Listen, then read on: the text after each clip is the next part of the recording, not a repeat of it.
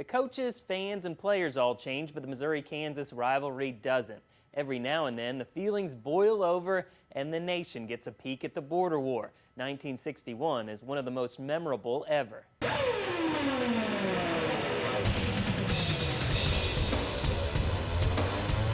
When Charlie Henke stands on a basketball court, he remembers games most fans can't even imagine. Days where the university singers provided the halftime entertainment. The guys wanted to avoid greasy hair products, and the Missouri-Kansas rivalry at its peak, all in 1961. When we played them in January, the game before, 15, 16, 17,000 people booing you at the top of your lungs is something to get your attention. To understand the hoops hostility, you need to know about the 1960 football game. The #1 ranked Missouri team lost to Kansas, but the Jayhawks later forfeited for using an ineligible player. They played Bert Cohn, who was a good football player, but unfortunately he was ineligible.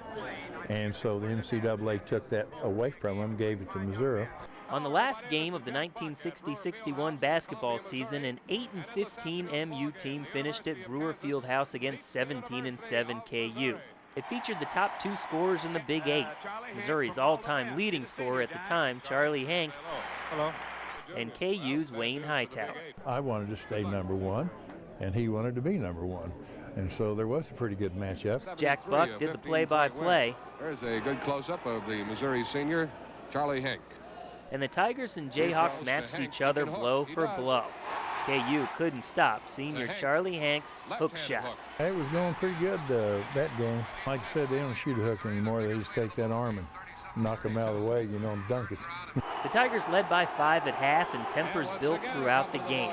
Elbows swung and players pushed until it all broke loose with 14:49 left in the game.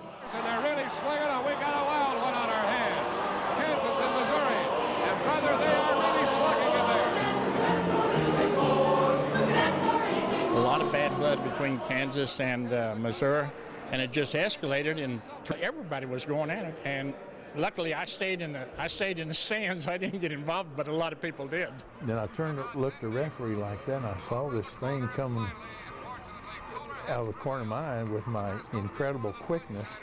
I turned around just in time to get it right between the eyes. I think blacked both eyes, and then we, you know, started in. Guys in the leather jackets came out of the stands, and pretty good fight there for a while. The Brawl at Brewer. Players, fans, and lots of fists.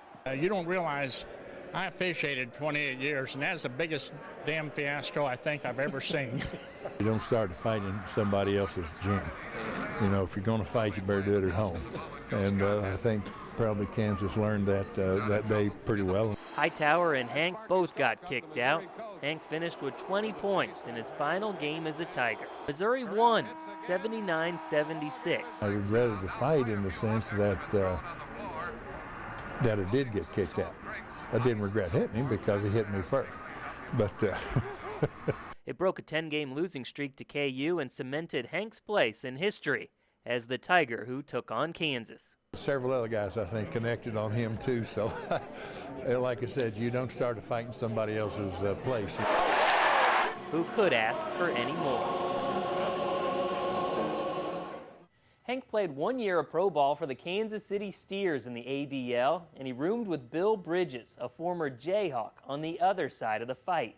Henke coached high school basketball in Missouri for 30 years before retiring to Concordia. Back to you.